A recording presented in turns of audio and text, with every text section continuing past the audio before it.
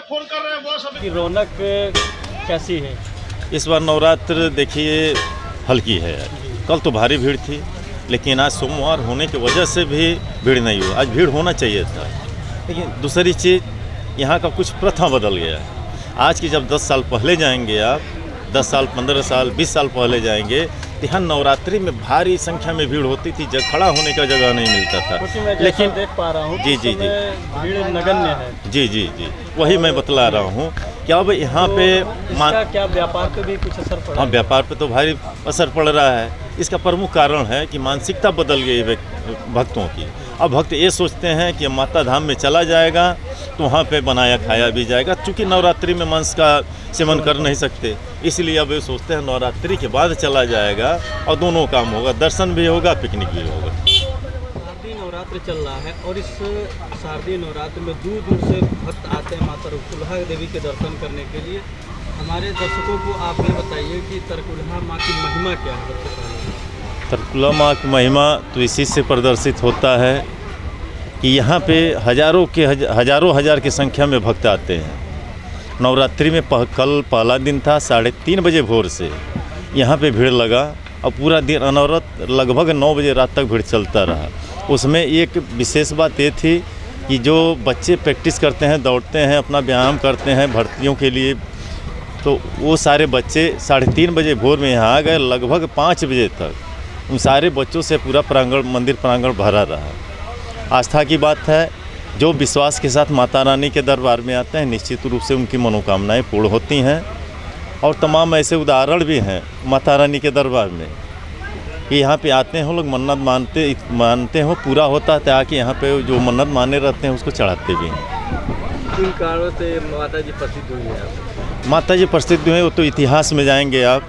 जिस समय देश गुलाम था, 1857 के प्रथम स्वतंत्रता संग्राम में पूर्वांचल का नेतृत्व यहीं डुमरी रियासत के जो मालिक थे बाबू शिव प्रसाद सिंह, उनके बड़े पुत्र अमर से बाबू बंधु सिंह के द्वारा यहाँ पे पूर्वांचल का नेतृत्व किया गया था। जैसे बलिया से मंगल पांडे जी किए थे, वैसे यहाँ से बाबू बंधु सिंह के द्वारा नेतृत्व किया गया था।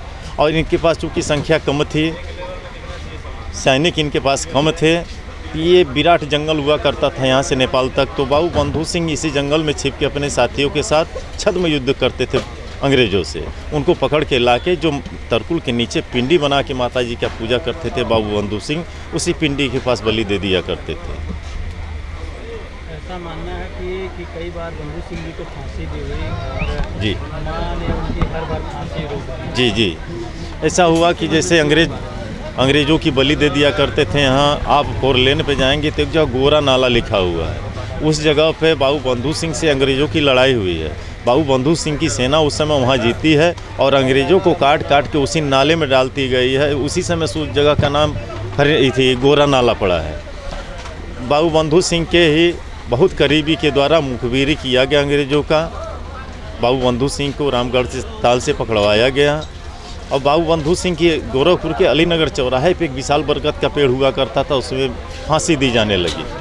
आज गिरफ्तारी हुई, दूसरे दिन उनको फांसी दी जाने लगी। बाबू बंधु सिंह की फांसी 7 बार टूटी। ये माता जी की ही कृपा थी। उस समय इस स्थान का नाम तरकुलहा नहीं था, बस देवी के रूप में उनकी कुल देवी थी, उनका पूजा करते थे। आप प्रथम पुजारी, यहाँ के प्रथम पुजारी बाबू बंधु सिंह ही थे।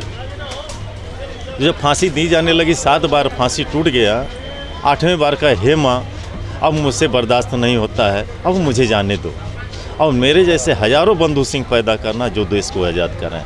तो जिस समय बाबू बंधु सिंह को फांसी लगी, ठीक उसी समय जिस तरकुल के पेड़ के नीचे पिंडी बना के पूजा करते थे बाबू बंधु सिंह, उसका धड़ टूट जाता है। उसमें से भारी मात्रा में रक्त गिरने लगता है। वह रक्त गिर के सामने जो आज पोखरे के रूप में आप देख रहे हैं, पहले फरेन नाला हुआ करता था।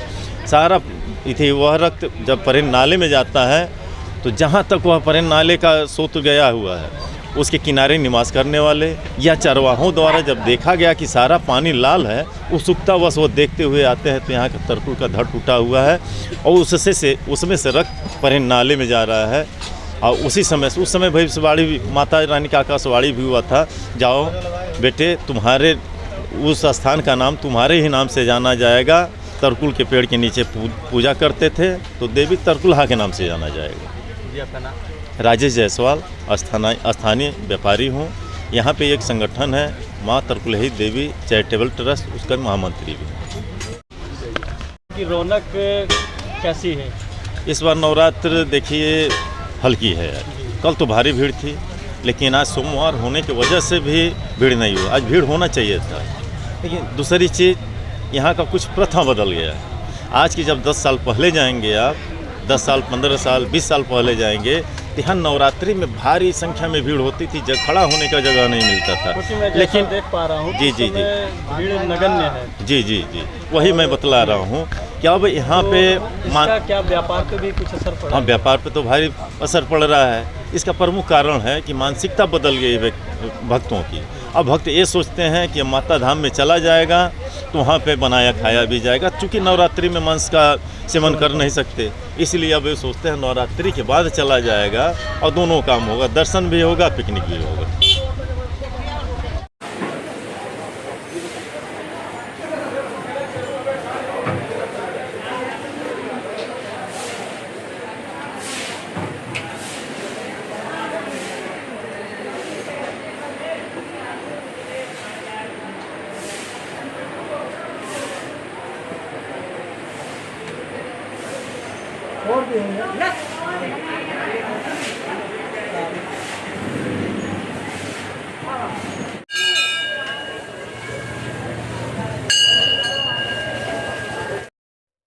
पुजारी जी, मंदिर कितना पुराना है? मंदिर तो इतिहास के हिसाब से तो लगभग 200 साल पुराना है। मंदिर की मान्यता क्या है? अब माता तरकुलही जी का एक शक्ति का स्वरूप है। माँ दुर्गा का, नौ दुर्गा के स्वरूप में एक स्वरूप हुए भी हैं, भद्रकाली के रूप में। और यहाँ इनका तरकुल के पेड़ से प्रादुर्भाव हुआ, उत्पन्न हुआ, जो बाबू बंधु सिंह के माध्यम से।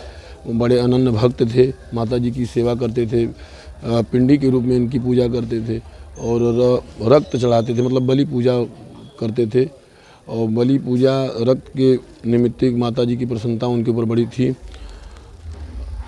और ये अंग्रेज़ों की बलि वो करते थे, यानी कि बुराई की बलि करते थे, और माता जी उसको स्वीकार करती थी। कहाँ से श्रद्धालु आते हैं? और श्रद्धालु दूर दराज, मतलब अन्य प्रदेशों से भी आते हैं, और हमारे प्रदेश से मंडल के तो लगभग सभी ज़िले जो भी हैं गोरखपुर के, यहाँ लोग आते हैं। और शुक्र सोमवार में तो बहुत अपार भीड़ भक्तों की यहाँ लगती है। मंदिर में कब से बलि देने की और यहाँ पर मीट खाने की परंपरा है? अब खाने की बात तो मैं नहीं करूँगा, लेकिन बलि प्रथा तो सदियों से चली आ रही है यहाँ पर। उस चीज़ की, मतलब उसी परंपरा के हिसाब से लोग मतलब अपना कर रहे हैं। जो भी माता तरकुलहा जो यहाँ विराजमान है, कब से विराजमान है? और विराजमान तो यहाँ माँ तरकुलही देवी 1857 से संबंधित चीज़ें रही हैं, और तभी से इनका मतलब हमें अनुसरण हुआ कि हाँ, यहाँ माँ शक्ति के रूप में विराजमान है। यह किसका स्वरूप मानिए, दुर्गा या माता की का स्वरूप है या काली के? शक्ति भद्रकाली, मतलब दुर्गा और काली लक्ष्मी की एक स्वरूप है भद्रकाली, उसी स्वरूप में हैं ये, जो भक्तों को बिना बलि के भी अपनी भक्ति प्रदान करती हैं। और जैसे भी मतलब आप, काली एक स्वरूप जो है एक विशेष अनुष्ठान में हो जाता है कि उनका विशेष अनुष्ठान हमको करना है, तभी उनकी भक्ति मिलेगी। इनकी भक्ति ऐसी है कि आप जिस प्रकार चाहें, आप मन से चाहें, आप फल से चाहें, आप फूल पत्ती से चाहें, और चाहे एक विशेष अनुष्ठान करके चाहें, उससे प्राप्त हो जाएगी। जी, दशहरा नज़दीक है जी, बहुत से श्रद्धालु माता जी के दर्शन के लिए आते हैं। मंदिर प्रशासन की क्या व्यवस्था है श्रद्धालु के लिए? अब मंदिर प्रशासन तो जो भी व्यवस्थाएं, हमारा समुचित व्यवस्थाएं रहती हैं, कतारबद्ध होकर के दर्शन करना, और श्रद्धालुओं को कोई असुविधा ना हो उनके लिए विशेष ध्यान रखना। उसके अलावा जिला प्रशासन भी जो है बहुत ज़्यादा सहयोग करता है। यहाँ अगल बगल के जितने थाने हैं, मतलब गोरखपुर ज़िले के थाने लगभग जो भी रूरल एरिया से आते हैं, उस सब थानों से 2-4 सिपाही दरोगा लोग लगभग यहाँ आ कर के 9 दिन का जो नवरात्रि का विशेष पर्व चलता है, यहाँ आ कर के अपनी सेवा देते हैं। जी, आपका नाम? दिनेश त्रिपाठी।